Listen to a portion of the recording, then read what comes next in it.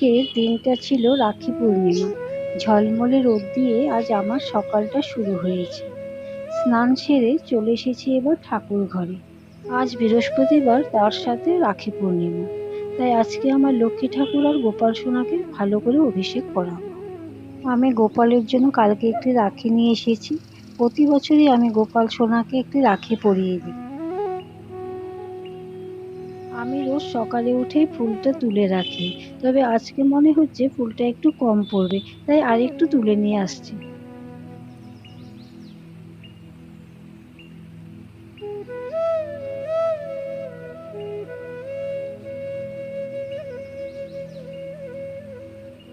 আর এই তো ঠাকুরের ভোগে আছে লুচি, সুজি আর কিছু ফল।